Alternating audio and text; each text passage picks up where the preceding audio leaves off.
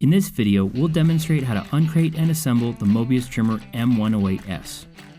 Start by removing the screws from the crate lid and set the lid and screws off to the side. Remove the remaining side panels.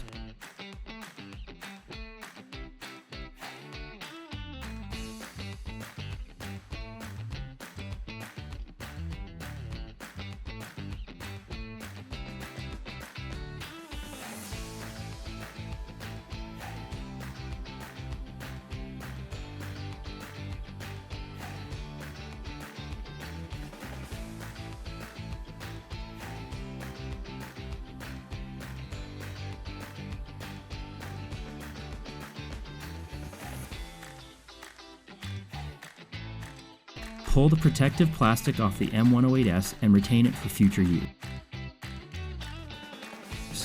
Remove the blue plastic wrap holding additional components to the body of the machine during shipping. Here you'll find the spring jack, an extra trim tote, and a piece of foam which can be placed on the floor and used for upcoming steps.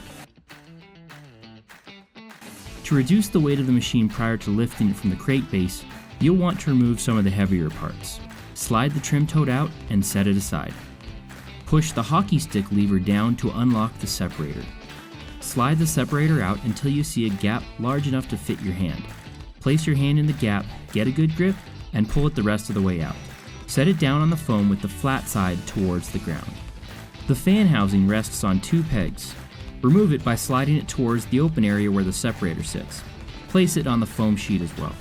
The lid of the M108S can be removed to further reduce the weight of the machine.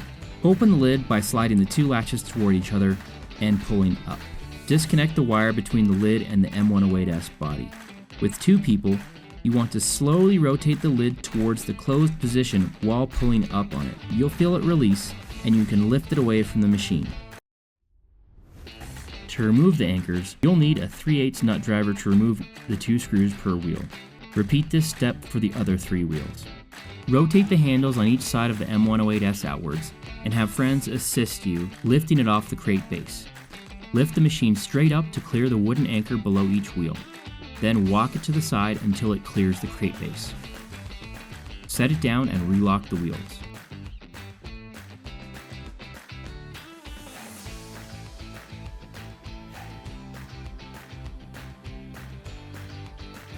To replace the lid, place the lid hinge on the body hinge. Slowly rotate the lid forward as though you were closing it. You'll feel the lid slide forward into the body hinge. Now, slowly rotate the lid backwards in the opening direction. Reconnect the lid wire to the M108S body and close the lid. The fan housing sits into the body by resting on two pegs. The holes in the fan housing correspond to the pegs on the body. Line the holes up with the pegs and slide the fan housing into place. Make sure the housing sits flush against the body. You'll notice a guide rail on the side of the separator which corresponds to a rail on the inside frame of the machine. Line the separator up so that it sits above the rail on the machine and start pushing it into the body. When you're just about to pinch your fingers, the guide rail should be supporting the weight of the separator. Remove your hand and slide it the rest of the way in. To lock the separator in place, pull the hockey stick lever up with a bit of force so that the top of the stick is flush with the top of the separator. To install the trim tote, slide it in on the rails of the separator with the warning symbol going in first. Swivel the latches towards you slightly and up so that it raises the trim tote and seals off the gasket. The second trim tote contains two air thread tension tumblers, one fan housing filter bag, two replacement e-box filters, two blue tumbler retaining rings, and posters with instructions for a 6-point blade inspection, tumbler inspection, e-box filter installation, and tumbler installation. If you plan to run the M108S in tandem, you'll receive two tandem locks used to link the two machines together. Black override pucks are included if you plan to use conveyors instead of the hopper and chute. With the lid in the closed position, remove the front screen by pulling the latch on the underside of the lid to the right while pulling the left side of the screen towards you. Pop the brush out and set it aside. Now you'll install the air thread tension tumbler into the lid. Open one of the boxes containing the air thread tension tumbler and remove it from the bag. Keep the bag for storage if you'll have long periods of time between trim sessions.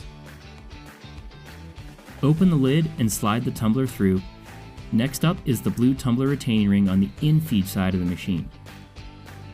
put it on the end of the tumbler and twist to the lock position. If you see silver on the tabs of the tumbler retaining ring, it is not in the locked position. Now it's time for the spring jack. Unpack the spring jack tool and insert the handlebars into the receptacles on the infeed side of the lid. Leaning in with your weight, turn the handle inward to lock. Turn the air release valve on the spring jack to the closed position. The handles and the air release valve should be in a straight line. Attach your compressor hose to the Schrader valve on the spring jack and pressurize to 80 psi.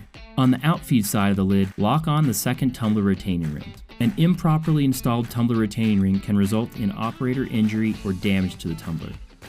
Straighten the tumbler cables as much as possible. Now, on the spring jack, turn the air release valve to the open position. This will release the air to apply tension to the tumbler. Grab the handles on the spring jack and rotate them outwards to release it from the lid. Now, close the lid. Install the brush bar by putting it into the receptacles on either side of the lid. Both sides of the brush bar are identical, so it can be installed in either orientation. Reinstall the front screen.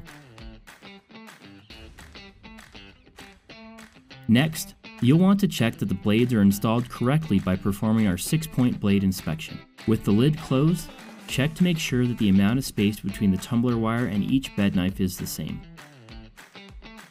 Remove the fan housing filter bag from the plastic sleeve. The top has a metal retaining ring that fits into the fan housing by sitting on a rail. Slide the retaining ring into the housing past the rail and allow it to fall into place. Give it a slight tug to make sure it's seated properly. Next, plug in the M108S.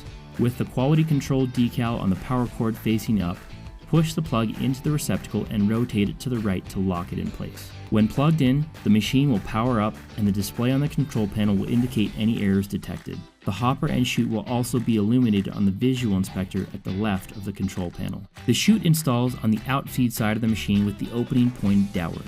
Locate the lip on the upper side of the edge that connects to the machine and hook it into the ledge on the lid. Let it rotate down to connect to the machine. When installed properly, the chute error will be cleared on the control panel. Install the hopper on the infeed side of the machine in the same way as the chute, with its opening facing up. The red illumination will turn blue when all errors are cleared, indicating the machine is ready to run. If managing material infeed and outfeed by conveyor instead, the hopper and chute detection sensors must be bypassed. Attach an override puck to the right bearing blocks on each side of the machine to bypass the sensor. You can now push the blue button to activate the machine. The color of the lid will change from blue to white. Blade and tumbler speed as well as vacuum pressure are controlled by dials on the control panel. Twist the dial to adjust speed and pull it out to engage the corresponding function. Gravity can be used to increase or decrease the rate at which material moves through the machine by adjusting its tilt angle.